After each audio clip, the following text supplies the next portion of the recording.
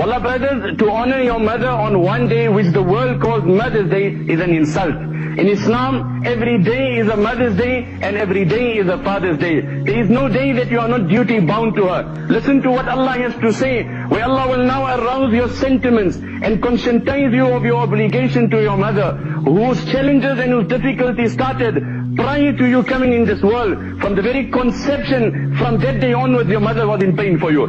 The Quran says, وَوَصَّيْنَا الْإِنسَانَ بِوَالِدَيْهِ إِحْسَانًا. And we have enjoined upon man to be dutiful to his parents, to be obligated, to be obliging. Then Allah singles out his duty, the duty of man towards his mother.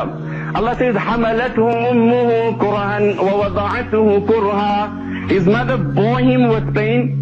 She delivered him with pain. وَحَمْلُهُ وَفِصَالُهُ 30 شَهْرًا. She bore him, then she delivered him, she suckled him, and then weaning him off. The Quran says it took a great portion of 2.5 to 3 years of the strength of this woman, the energy of this woman, the abilities of this woman in this initial stage and in this first development phase of yours, O insan. وَحَمْلُهُ وَفِصَالُهُ 30 شَهْرًا. And this particular bond, where Allah singles out the favor to the mother, is a very critical juncture, is a very critical relation between mother and child.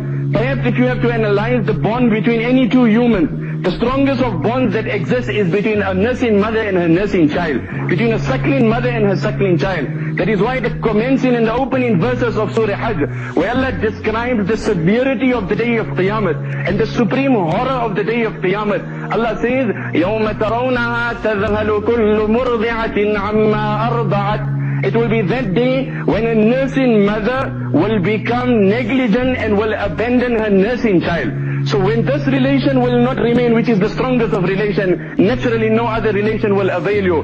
وَتَضَعُ كُلُّ ذَاتِ حَمْلٍ حَمْلَهَا. And a pregnant woman will abort her fetus. Nevertheless, the Quran makes mention in this ayat, 3 times Allah speaks about the duty towards your mother.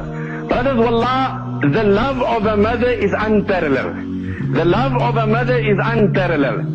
Wallah, the hadith says, because your mother has conceived you, that justifies your obligation, not as long as she lives, but even after she leaves this world. رَبِّ ارْحَمْهُمَا كَمَا رَبَّيَانِي صَغِيرًا. Oh my Allah, I have failed in fulfilling the rights of my mother. Wallah, I implore you, I beseech you, I beg you. What has happened to that boy who has grown up today and has taken a woman in his nikah? By all means, but have you dropped and have you lost your morals so much that you sit in seclusion with your partner and cherish and speak ill of your mother? The earth must split and swallow such a person. That boy who sits with his wife and speaks ill of his mother and agrees with his wife, yes, my beloved, mommy is like that. Mommy makes those silly mistakes. May the earth split upon such a man. Wallah, you will find another wife, you'll never find another mother. She says, Allah says, oh my servant, I remember you when you remember me, and I forget you when you remember me. The time you forgot me also Allah thinks of you. That child who is visiting his mother, he is in the du'as of his mother. But the child who has abandoned his mother and this time is not speaking to his mother, Allah's qasam, till today his mother is crying for him. His mother does not forget him even if you've forgotten your mother. Brothers, Musa alayhi salatu wasalam's mother, then again overpowered by emotions.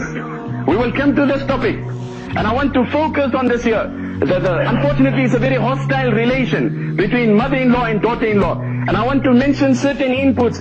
As a husband, what is our role? What does Allah demand from us? Of course, if we are going to sacrifice the right of anyone, it's a very, very sensitive place that we have to tread as sons and husbands. One side is your mother, one side is your wife.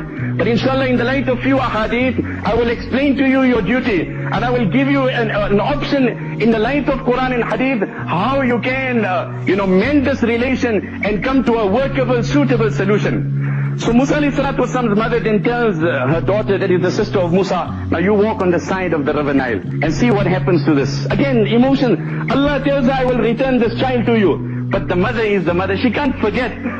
She went through that pain.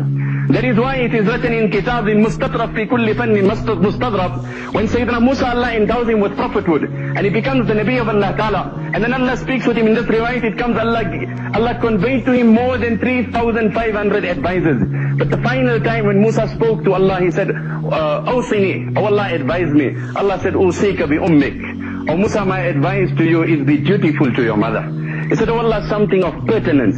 Usika bi ummik. Oh Musa, who is Musa? The one whom Allah spoke to. Who is Musa? The one on whom Torah was revealed. Who is Musa? Open Muslim Sharif 2nd volume, who even sent the angel of death back. And the angel of death went to Allah and said, Awsaltani ila abdin la yuridul maut. The very Musa, Allah says, oh Musa, be dutiful. The discussion persisted, and in the end Allah told him, oh Musa, listen. Inna ridaha ridaya. Oh Musa, if you have secured the joy of your mother, you've secured my joy. Oh Musa, if your mother is hurt with you, I am hurt with you.